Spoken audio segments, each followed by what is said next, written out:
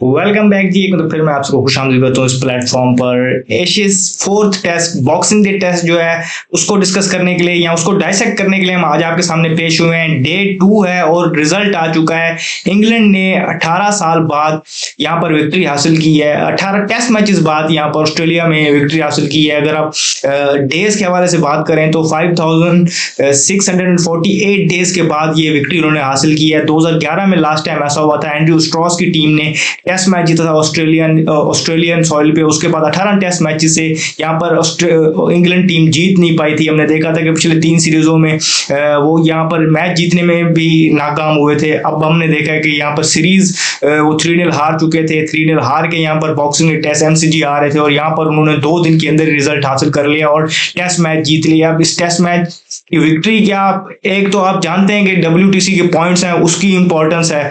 फिर अगर आप इस चीज को इस तरीके से देखें कि अगर अगला टेस्ट मैच वो जीत जाते हैं तो 3-2 जो है वो एट द एंड लगेगा कि कंपेटिटिव सीरीज गई है, बजाय इसके कि वो 4-1 हो या 4-0 हो या 5-0 हो, तो सामने एक रिजल्ट लगा होगा, ये अलग एक चीज है। इसके अलावा अगर आप यहां से अंदाजा लगाएं कि तो इंग्लैंड के जिसे कहते हैं स्टॉलवर्ड्स बेन स्टोक्स और जो रूट, इन्होंने यहाँ पर इससे पहले 17 टेस्ट मैच खेले थे और यहाँ पर वो विक्ट्री हासिल नहीं कर पाए थे। तो उनके लिए ये 18 टेस्ट मैचेस में पहली विक्ट्री है ऑस्ट्रेलियन सॉइल पे। हमने देखा कि एट द एंड मैच के एंड पे उनका एक मूवमेंट भी आया था जहां पर वो दोनों एक दूसरे को बता रहे हैं और मिल रहे हैं एक दूसरे से और नजर आ रहा है कि वो कह रहे हैं कि फाइनली हमने यहाँ पर ये विक्ट्री हासिल किया। और फिर यहाँ पर कुछ यंग प्लेयर्स हैं इंग्लैंड की तरफ से, जैसे कि जेकब बैथल, उनका पहला मैच था ऑस्ट्रेलियन सॉइल पे और उन्होंने यहाँ पर जीता। अगली बार वो जब यहाँ पर एशियस खेलने आएंगे 2 साल बाद तो उनके पास ये रेफरेंस पॉइंट होगा और वो समझेंगे ये मुश्किल कंडीशंस में हमने यहाँ पर ऑस्ट्रेलिया की टीम को हराया था और वो ऑस्ट्रेलियन टीम को हराया था जो 3-0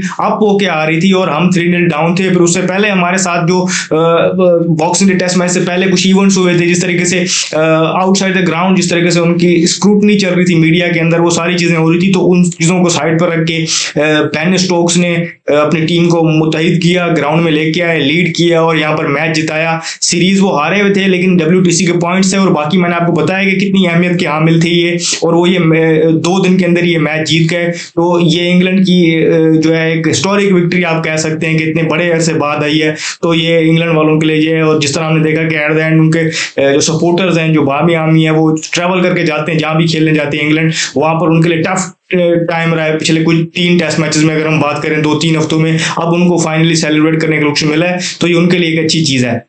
दिन कैसे अनफोल्ड हुआ हम आपको बताते हैं कि कल के दिन तक हमने आपको बताया था कि तीसरी इनिंग चल रही थी और ऑस्ट्रेलिया अपनी सेकंड इनिंग खेल रहा था।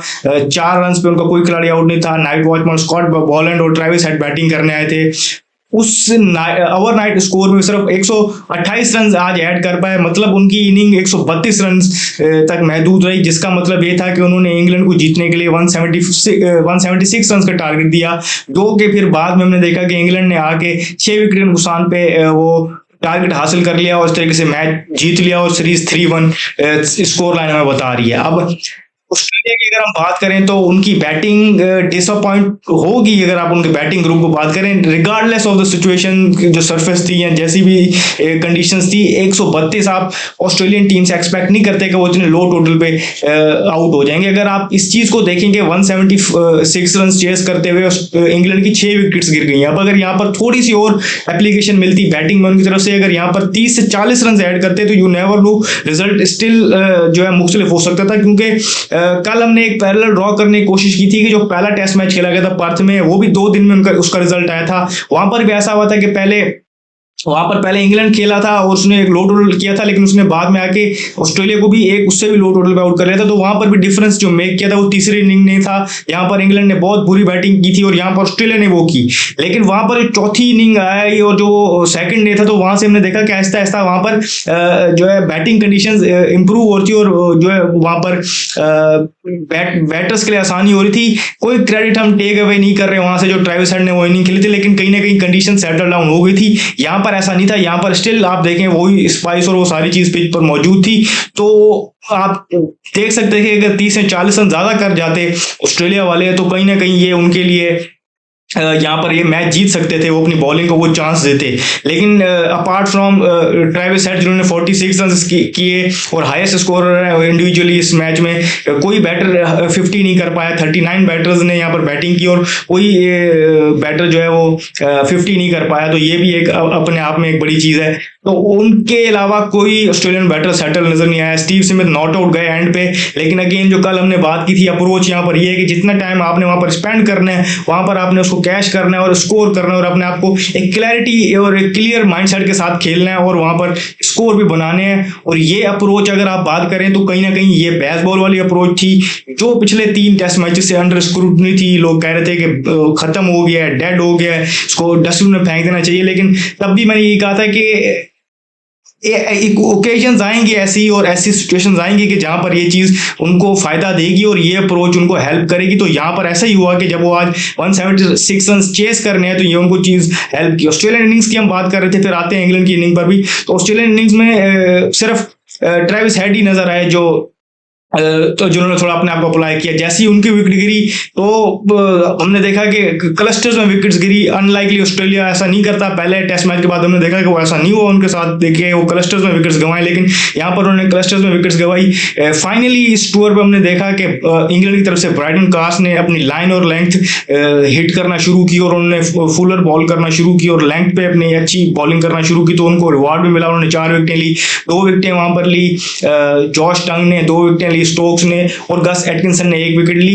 जो कि हमने देखा कि अर्ली ही दिन के स्टार्ट में अपनी इंजरी की वजह से थोड़ा सा बाहर चले गए थे, तो एक बॉलर डाउन भी थे इंग्लैंड वाले। तो ये उनका एक मजीद क्रेडिट है कि एक बॉलर डाउन होने के बावजूद भी उन्होंने आज 10 विकेटें ली महज 128 रन पे, तो ये उनकी बॉलर्स को क्रेडिट जाता है। मैंने आपको बताया कि ब्राइटन कास्ट ने अच्छी बॉलिंग की, 4 विकेटें ली उन्होंने, बेन स्टोक्स की 2 विकेटें थी, लेकिन मैन ऑफ द मैच बने इनकी तरफ से जॉश टंग जिन्होंने 5 विकेट हॉल लिया था पहली इनिंग में, अभी भी सेकंड इनिंग में भी उन्होंने 2 विकेटें ली, तो इस तरह से 7 विकेट हॉल लेके वो इस मैच के मैन ऑफ द मैच बने। अब आते हैं चेस की तरफ। तो मैंने आपको बताया कि वो बेसबॉल के अप्रोच मैंने जो बात कर रहा था वहीं से कंटिन्यू करता हूँ कि वो उनको यहाँ पर हेल्प की कि यहाँ पर आके उनके ओपनर्स ने, जिसमें बिलखसूस बेन टेकेट की बात करें तो ऑफ द फील्ड जो चीजें चल रही थी उनके साथ वो अंडर प्रेशर थे, लेकिन यहाँ पर उन्होंने आके 38 रन का कोई कैमियो खेला, लेकिन वो उन्होंने टोन सेट कर दी। 50 रन की पार्टनरशिप लगी ओपनिंग में और वहीं से उन्होंने एक टोन सेट कर दी और जो अर्ली ओवर उन पर प्रेशर आ सकता था, अगर 1-2 विकेट्स 20-10-15 रन के अंदर गिर जाती जो यूजुअली हो रहा था, तो ये कहीं ना कहीं मजीद ट्रबल में आ सकता था। लेकिन वो उन्होंने वहां से टोटल में से 20-50 रन जो है वो जल्दी निकाल लिए तेज खेल के और वहां पर वो अच्छी पोजीशन में आ गया। उसके बाद हमने देखा कि जिस तरीके से जैकब बैथल ने आके वहां पर एक 40 रन की इनिंग खेली, वो भी अंडर प्रेशर थे, पहला मैच खेल रहे थे और पहली इनिंग उनकी इतनी अच्छी नहीं गई थी, लेकिन यहाँ पर आके उन्होंने किया क्या। अगर आप ये देखें तो इस पिच पे अगर आप माइकल नेसर जैसे बॉलर या स्कॉट बॉलन जैसे बॉलर्स को अलाउ करेंगे कि वो आप पर बॉलिंग करें और एक एरिया पे बॉल करें, तो वो कोई ज़्यादा टाइम नहीं लगेगा उनको आपको आउट करने में और आप ज़्यादा रन भी नहीं कर पाएंगे। उनको वहां से आपने हटाना होता है। तो वहां पर उन्होंने एक शॉट ट्राई की, रिवर्स स्कूप ट्राई किया, उस तरीके से जिस तरह वो चाहते थे उसका रिजल्ट उसको उस तरीके से नहीं मिला, लेकिन उससे ये हुआ कि उन्होंने उनको थोड़ा सा प्रेशर में लाया और फिर वहां से उन्होंने अर्न की 2 हाफ वॉलीज, फिर जहां से उन्होंने 4 लेना शुरू किया और फिर बाद में उन्होंने स्ट्राइक रेट भी बड़े अक्लमंदी से की। तो इंग्लैंड ने अपने वो बेसबॉल तरीके से खेला, विकेट्स गवाई, लेकिन कहीं पर ऐसा नहीं लगा कि वो गेम से बाहर जा रहे हैं और वो जानते थे कि टारगेट उनके सामने हो और नॉर्मली जो बेसबॉल अप्रोच वो अपनाते हैं, ये चेज में उनको बड़ा हेल्प कर रही होती। तो यहाँ पर 176 टारगेट भी उतना बड़ा नहीं था और सिचुएशन भी ऐसी आपसे डिमांड कर रही थी कि यहाँ पर आपने वही अप्रोच लेके खेलना है। तो ये उनके लिए एक परफेक्ट सेटअप था। वो उन्होंने अच्छा आगाज पहले ओपनिंग ने किया, फिर हमने देखा कि बैथल ने उसको कंटिन्यू किया और फिर एंड हमने देखा कि हैरी ब्रूक ने किया। तो इस तरीके से वो ये 6 विकेट के नुकसान पे इन्होंने ये टोटल जीत लिया। 4 विकेट्स उनकी भी बाकी थी और एक विक्ट्री हासिल की 18 टेस्ट मैचेस के बाद और से कहते हैं कि 2011 के बाद उनका पहली विकेट ऑस्ट्रेलियन सॉइल पे। तो ये इतनी बड़ी अचीवमेंट उनके लिए है और इस तरह मैंने आपको शुरू में बताया, इंटरव्यू में बताया कि किस तरीके से इंपॉर्टेंस इसकी है। WTC के पॉइंट्स हो, स्टोक्स और रूट की पहली विक्ट्री है, कुछ प्लेयर्स जो 2 साल बाद आएंगे उनके लिए रेफरेंस पॉइंट भी है। तो सारी चीज़ें हैं, तो उन्होंने इस तरीके से ये विक्ट्री हासिल की। टेस्ट मैच के हवाले से अगर हम बात करें, पिचेस के हवाले से बात करें, तो वो डिबेट फिर शुरू हो गई है कि ये एडवर्टीजमेंट टेस्ट के लिए अच्छा है कि 2 दिन में एक ही सीरीज में 2 टेस्ट मैचेस ऐसे हों जो 2 दिन में खत्म हो गए हों। तो वो सारी डिबेट अपनी जगह चल रही है, उस पर हम आगे वाले 3 दिन जो हमारे पास फ्री हैं, जिनमें मैचेस नहीं है, तो हम कोशिश करेंगे उस चीज़ को डिस्कस कर लें। लेकिन मैच के हवाले से हमने आपको बता दिया कि इंग्लैंड ने मैच जीत लिया और उन्होंने फाइनली अपना वो ड्रॉट एंड किया, और उनके लिए एक साई ऑफ रिलीफ है कि एटलीस्ट एक विक्ट्री लेके जा रहे हैं, और वो कोशिश करेंगे सिडनी में से डबल करें और ज़्यादा जिसे कहें रिस्पेक्टेबल बनाएं स्कोर लाइन को। तो जो भी फर्दर अपडेट्स होंगी हम यहाँ आपको देंगे। इस वीडियो में फिलहाल इतना ही।